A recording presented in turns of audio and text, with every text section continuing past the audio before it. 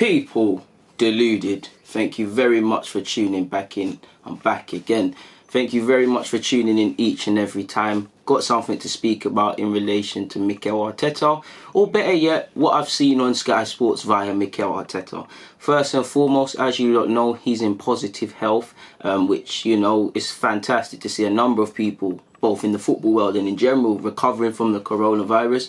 Sadly, for every one person that does recover, there's numerous cases of people losing their lives. Elderly people got not that there's ever a right time to die, but the elderly people you describe as, you know, young and best years ahead of them. It's a sad virus and it's killing people over the world and all of these sort of things. So I don't want to focus on that. The main thing is that Arteta and his loved ones are safe and he's fit, and the same, I want to extend the same to everybody connected with Arsenal and all of you lot watching this.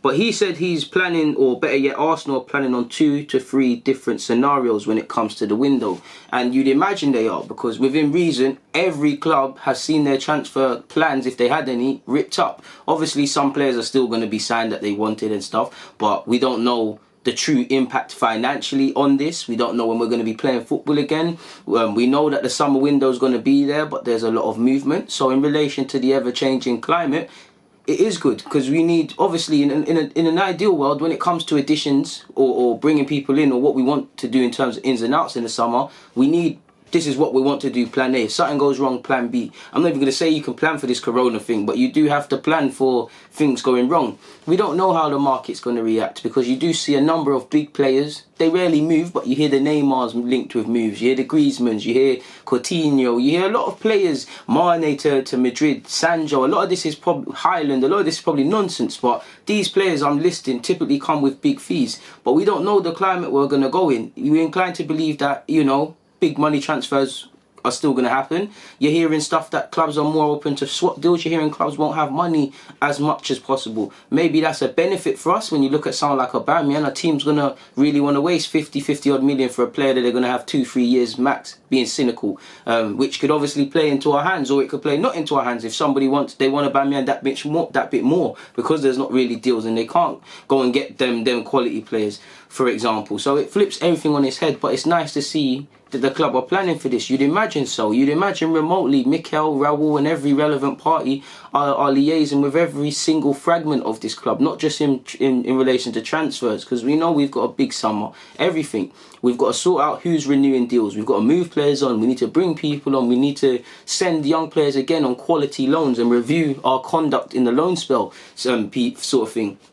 You look at Eddie and Leeds' loan spell, no doubt he's learned a lot. But what could we learn right? Because the facts are, we wanted him to come back playing 20, 30 games. We didn't even want Eddie back this summer. We wanted him to, premature. We wanted him to play consistently, and he didn't. So we need to review our process, what we did right and wrong. What made us select Leeds? What tipped it? Where were the red flags in relation to what Bielsa or Leeds were saying for this not to be a success? Do you get it? And looking at our loan spell system in general. Tyrese John-Jules had a great loan spell at Lincoln, in my opinion. Might not have scored them like 20,000 goals, but he adapted and was becoming a fan favourite. Sadly, injury robbed him.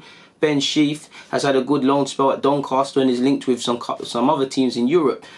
Sadly, some injuries have halted other people. I'll say Tutu's been so-so, but beyond that, can we look at what we're doing in the loan section? But we're going off target. He said, and the quote that I liked the best is, we have to react daily. We don't know what the financial situation is going to be. We don't know the rules, the timing or the window. So we don't know what we're going to do. So we need a list of targets.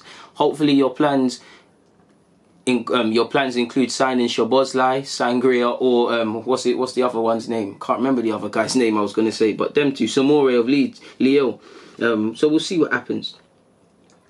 And now more than ever, you almost realise teams have to, coaching is going to be a big part of next season. I'm going off topic again, but you look at someone like Liverpool.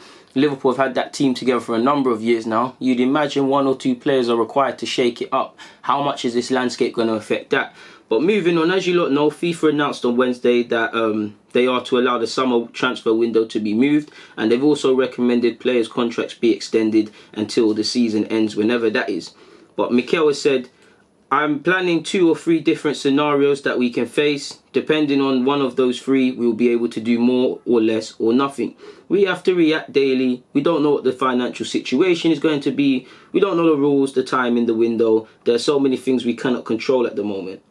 I went through a lot when I got here. Oh, sorry. So yeah, like you can see in the window, where it's lovely to see we're being active, because I want to see us go and get another Martinelli. What I mean by that is, I would like another inside forward, but what I mean by that is, can you go and scout a centre half? Can someone go find us a centre half with as much potential as Martinelli, whether that's 18 years of age or mid-20s, and he can fix up our thing? Because we all like big money transfers, but we ain't got that. If we can scout and we can go out and find stuff, like, it's easy for me as a fan to sit here and say that, but you're telling me you can't go and find a Sagna? Players like Sagna, someone that's just going to be consistent and do their thing for a number of years. We need to do this sort of thing. So I want to see what we're doing. But he also offers some other thoughts, people. And, you know, you can't really add much on what Arteta said. He said we have to react daily. We don't know the financial landscape that is going to be transfer windows. We don't know the transfer market. Not just that, the TV rights and all of these things which have a knock-on effect are all up in air. So we don't know what this also means for many things. Renewals as well. But it is what it is. Moving forward, he said, I went through a lot when I got here. I had 8 or 10 players injured and there were a lot of issues to deal with. The connection between the fans, players and club was in a difficult state at that moment. We had to change that energy, that belief and the commitment from the players. And he got that. I mean, we're not all the way there yet in terms of ability, performances, but the commitment, I don't think any player is lacking commitment that is being selected. And I'm not to scapegoat and make Maitland-Niles, but based on the comments in relation to training Arteta, he's the one he might not be alone, but he's not applying himself to his best, so he's not playing, so everybody else is doing this.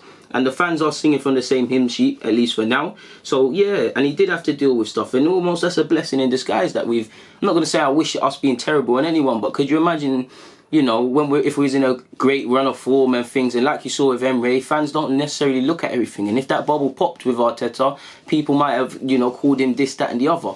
At least with now, there's no wall between people's eyes. You can see this squad for what it is. And Arteta cannot work miracles. He cannot get this current exact team winning Premier League and stuff, but he can move forward in some regards. And I think he's done what he can in that. He spoke on players in general as well. He said, I was very pleased because everyone was on board with what we're doing. We started to win 3 or 4 matches in a row and there was much more positive mindset around the place. And then he spoke about families, people. He said, the experienced players have family around them and kids that are occupying them. Those of us with children only realise now how hard it is at home when we are away from our wives. And yeah, shout out to the mothers for controlling their youths. But for the young players, some of them are alone in apartments and there are long days. We have to be caring for them. We have to keep them busy and try to do things to improve their development and education. And I think of someone like Kieran Tierney, just moved to this country, lives in an apartment, and he said himself he plays a lot of PlayStation but has been confined to that. That can be lonely.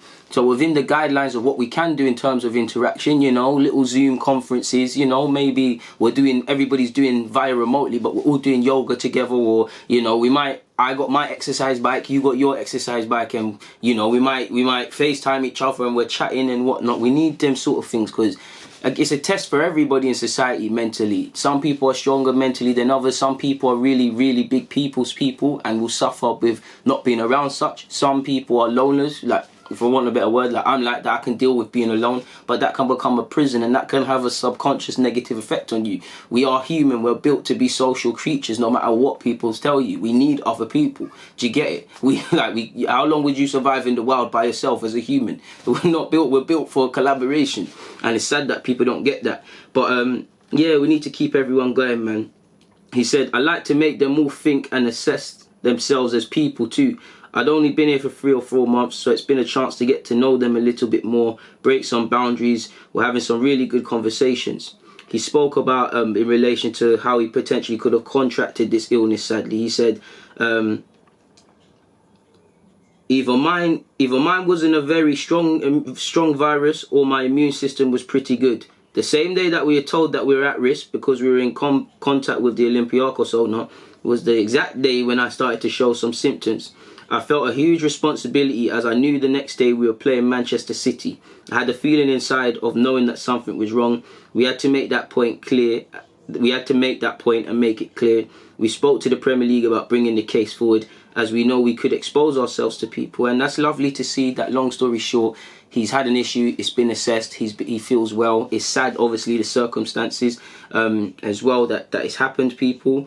I don't want to go into it because it is quite of a tough read for me personally, because quite close to home, but he spoke on, sadly, Pep Guardiola losing his family member, his mother, specifically due to this virus, and speaking about that as well, people. And yeah, what can you expect? I mean, what I will say is, it does sound like Arteta kind of felt guilty about getting the virus, and you know, he seems like he's an incredible man when it comes to work ethic. Arteta, you can't like feel huge responsibility like that, guys. It's not your fault. You know, I'm sure if you could see it with your eyes, you would have done something to not get the virus or alerted. It happens. Unfortunately, you was an unlucky raffle ticket winner for the coronavirus, but you're back. You know, we've got our health.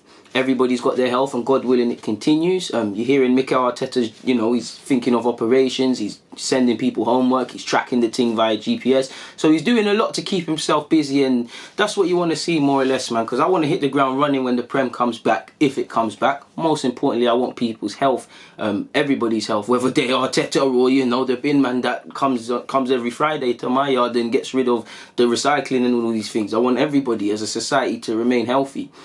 Bit of me does feel this corona thing in England has to get worse before it gets better. That's just how I feel about a lot of things.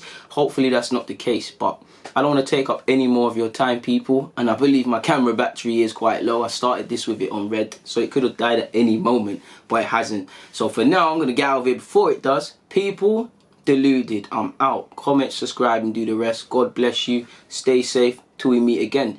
Yeah, like I said, like, comment, subscribe, check out the other content. Bang.